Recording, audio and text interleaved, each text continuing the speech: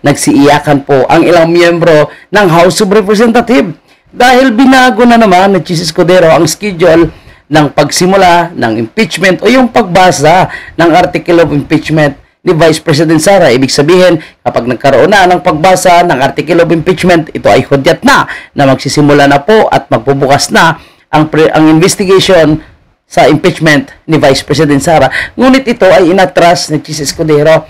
Kaya kung ang iba ay nagsiiyakan, itong si De Lima naman ay galit na galit at gustong manakit. Galit na galit kay Escudero at dismayado daw at hindi po nila matanggap na tila ba binibigyan daw po ng pabor ng Senado itong si Vice President Sara at dapat daw po ipilit na magsisimula ito. Naalala ko tuloy mga kababayan po natin, itong si Coco Pimentel, talo na nga, abay, gusto niya pang madaliin ang impeachment kay Vice President Sara. Paano kasi mga kababayan, in-schedule ng June 11, pag June 14, itapos na ang 19th Congress.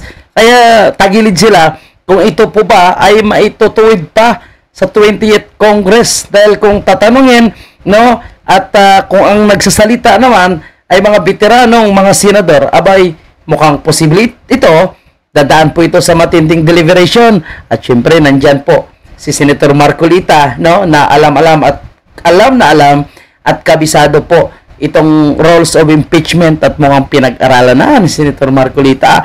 Kaya mukhang mahihirapan po silang ituwi dito. At suportado po, mga kababayan ng mga senador, ang ginawang reschedule ni Chis Escudero. Tingnan natin, pakinggan natin, ano yung mga hinanaing, ang galit, ano yung nararamdaman nitong si De Lima. Mga kababayan. Clarify, dismayado kay kanina sa Senate leadership over that action na paurong sulong. Yes, nadismaya na ako noon nung hindi ka... Nadismaya na po daw siya dahil simula pa lang ay hindi na tinuloy. Paano kasi, si De Lima, takot na takot. Kasi kung si VP Sara na ang maging presidente, abay mukhang rihas na naman itong si De Lima, mga kababayan po natin. Lalong yan ngayon, lalong magkukumahog yan, kumbaga kung nagdo-double time ang Marcos administration, lalong si De Lima po ay magdo-double time din kasi nga po, isa po siya sa mga nag-file ng impeachment. Sa maikling salita, isa yan, sa mga may cash sunduan para ipa-impeach itong si Vice President Sara. Kasama niya yung mga pare na demonyo. Play natin ulit. Agad din inaksyonan before nag-break for the election. Diba? Necessary steps, ma'am. Because nga I'm looking always at the Constitution, malinaw sa akin yung forthwith na salita. Pero Magalitan mo si Chis Escudero. Uy, De Lima, sabunutan mo yan, Chis Escudero. Sinasabi mo na ito rin yung impeachment, di sumusunod Sabunutan mo, sabi mo, girl, nakakalok, hindi nila ginawa. Ngayon na naman, pag-asa dapat. May pag-asa dapat.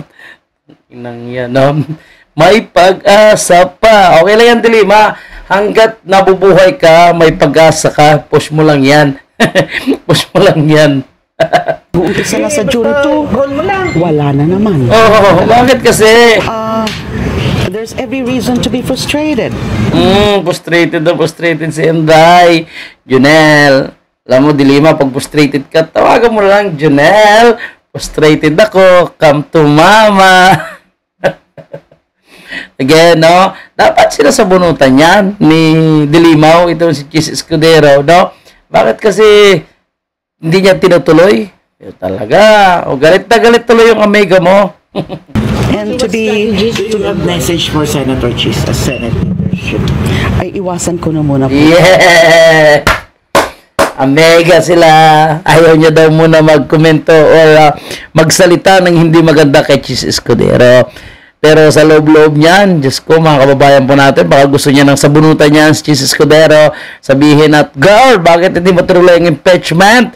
Alam mo naman, gustong-gusto ko na may impeach si Sara. Pasensya ka na lang, alam natin si Chis Escudero, nag-aalangan yan, lalong-lalo na pagdating ng 2028, re-election ni siya, baka natakbo yung president o vice president, kaya magdadalawang isip yan masisira siya. Nakita naman nila, nasaksihan naman nila, no?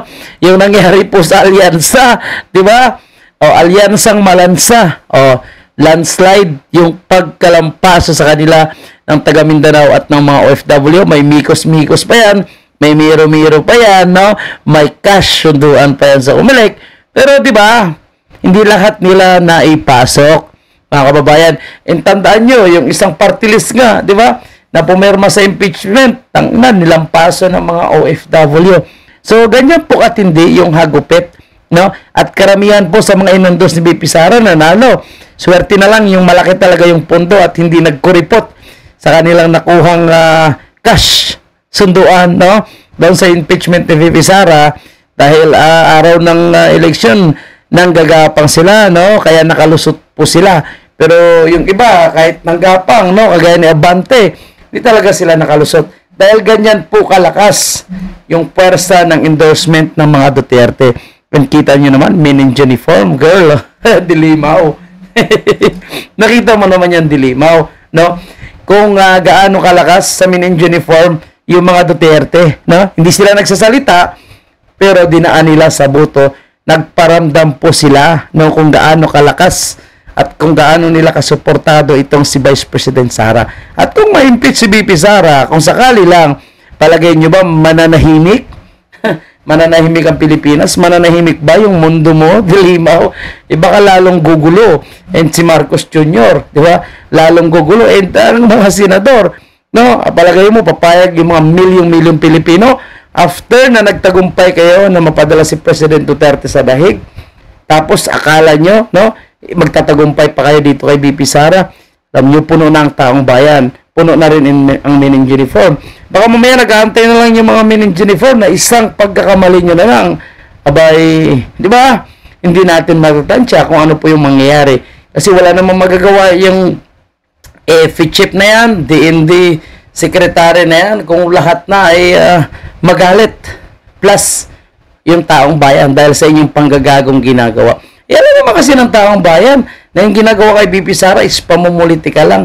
Tapos sabihin ng isang congressman or tiga ng La Union na dapat daw itigil ni BP Sara yung pamumulitika.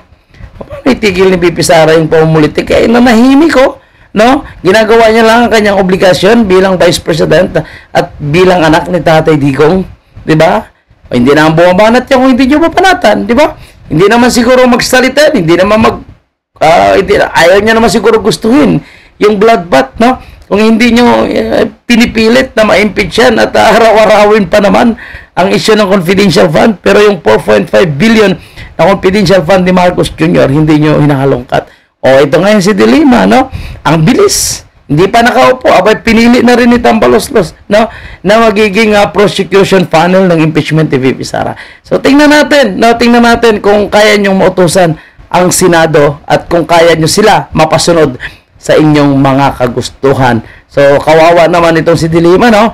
Mukhang nagpapanik na, mukhang desperada na, no? Mukhang hindi na alam kung ano ang kanilang gagawin para lang talaga ma-impeach itong si Vice President Sara. Di ba? So, mga kababayan, mukhang namimiss nyo po si De Lima. Anong mako-comment nyo dyan, no?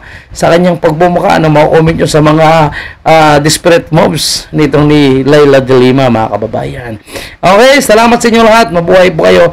Buhay ang bansang Pilipinas.